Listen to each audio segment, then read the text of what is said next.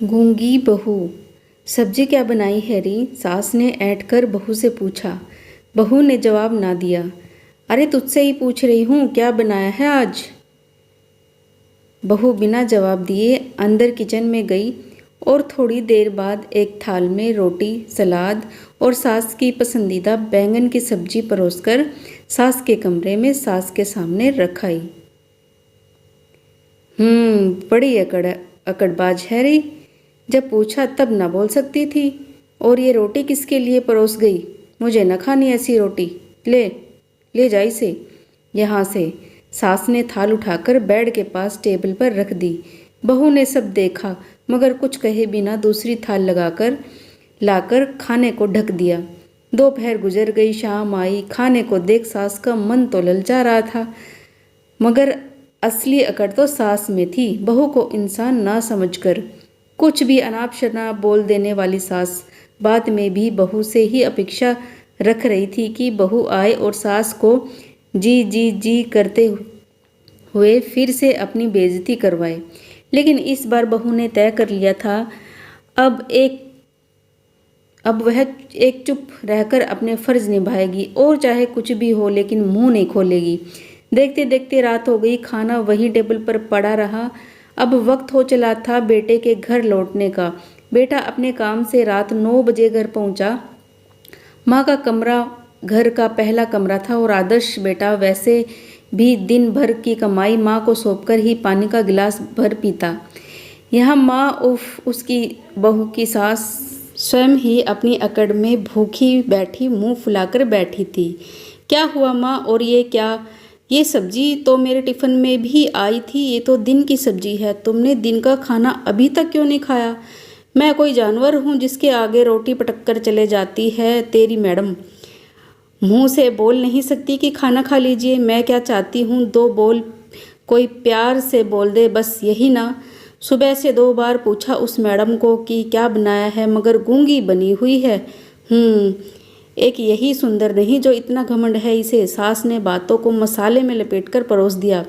बेटा भी जानता था कि ये आए दिन का किस्सा है। एक सास भी थी बहू के झुकाव के बिना कहाँ मानने वाली थी। कचहरी में अब बहू को बुलाया गया। पति, क्या हुआ आज? माँ ने सुबह से खाना नहीं खाया, तुमने पूछा नहीं? बहू ने गर्दन हिलाई और कहा, मैं नहीं बोल सकती। सास का पारा चढ़ गया। तनक कर बोलने लगी, ये देख, इसे क्या फ़र्क पड़ता है मैं जीऊँ या भूखी मर जाऊँ? इसकी अपनी माँ ने भी यही सब किया होगा तभी ऐसा सीख गई। अब बहू के बर्दाश्त की सीमा पार हो चुकी थी। कोई औरत बिना वजह अपने मायके वालों के खिलाफ कुछ नहीं सुन सकती। तो बहू भी बोल पड़ी, मेरी माँ को क्यों बीच में लाती हैं आप? उन्होंने क्या बिगाड़ा है आपका? जो कहना है मुझे कहिए। मेरे माँ बाप तक पहुँचने की ज़रूरत नहीं। मैं यहाँ जीती जागती खड़ी हूँ, मुझसे बात कीजिए। ओह, तो तेरे मुँह में ज़बान भी है मेरी बात का जवाब देने के लिए। तो तू सुबह से गूंगी बनी फिर रही थी। गूंगी बनने पर आप ही ने मजबूर किया है। कल शाम आप पड़ोसियों से क्या झूठी शिकायत कर रही थी मेरी? घर की साफ सफाई नहीं करती, मेरे रिश्तेदारों को नहीं पूछती, अभी तक कोई बच्चा भी न हुआ इसे, न जाने कौन सी बीमारी है। मायके वालों ने भी फ्री फंड में भेज दी, न दान दहेज कोई अब नहीं पूछा। मैंने आपके रिश्तेदारों को शादी को 1.5 साल ही बीता है, लेकिन साल से ऊपर तक तो आपके रिश्तेदार यही आते जाते रहते थे। मेरे अकेले के आराम के लिए ही कोई जगह न होती थी घर में। उन्हें अपना कमरा तक सौंप देती थी मैं। अब जब मेहमान इतने दिन, महीने, साल तक आते जाते रहेंगे और हम पति पत्नी को आप अलग अलग कमरों में रहना पड़ेगा तो कहाँ से गोद भरेगी मेरी? और रही बात दहेज की, तो आपने जिन बिचौलियों को बीच में डालकर पीछे पड़कर मेरा हाथ मांगा था अपने बेटे के लिए, मेरी जिस सुंदरता पर मोहित हुई थी आप शादी से पहले, आज वही सुंदरता आपको चुभती है। घमंडी लगती हूँ मैं आपको।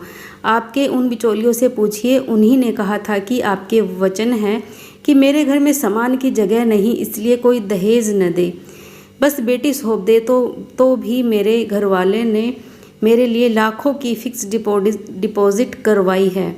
अब यही जवाब मैंने इन्हें कल भी दिया। आप भी यहीं मौजूद थे पतिदेव जी। तो आपकी मम्मी ने क्या कहा? अपनी मैडम से कह दे कि इस घर में रहना है तो मुंह पर ताला लगा कर रहे। ज़्यादा पटर पटर की तो मेरे घर से निकल जाए। आपके सामने रोटी का थाल परोस कर जाती हूँ, बिना कुछ कहे तो आप अपने आप को जानवर मानने लगी। लेकिन आप जो आए दिन मेरा तिरस्कार करती हैं, अपने शब्दों से ही मुझे नोच डालती हैं, यहाँ तक कि मेरे मायके वालों पर भी अपशब्दों का इस्तेमाल करने से नहीं चूकती आप, तो क्या आपसे इस तरह मेरा मन जुड़ेगा? भला मेरा मन मानेगा कि मैं आपको सम्मान दूं, और अगर मुंह खोलकर आपको आईना दिखा भी दूं तो आप जवाब देती हैं कि मेरे घर से निकल जाओ। मैं कब तक अपनी बेइज्जती करवाती रहूं? अब बस, अब मैं अपने फ़र्ज चुपचाप निभाऊंगी, लेकिन आपसे मेलजोल या वार्तालाप नहीं करूंगी। आपको मुंह पर ताला लगाकर रहने वाली बहू चाहिए न, तो अब से मैं गूंगी बहू ही बनकर रहूंगी। यही मेरे आत्मसम्मान के लिए अच्छा होगा। बहू के वचन सुनकर सास मौन थी, लेकिन कब तक ये तो कोई नहीं जानता। तो फ्रेंड्स, कैसी लगी आपको ये कहानी कमेंट करके ज़रूर बताइएगा। चैनल पर अगर पहली बार आए हो तो चैनल को सब्सक्राइब ज़रूर करें। मिलते हैं एक और कहानी के साथ, तब तक के लिए जय माता दी।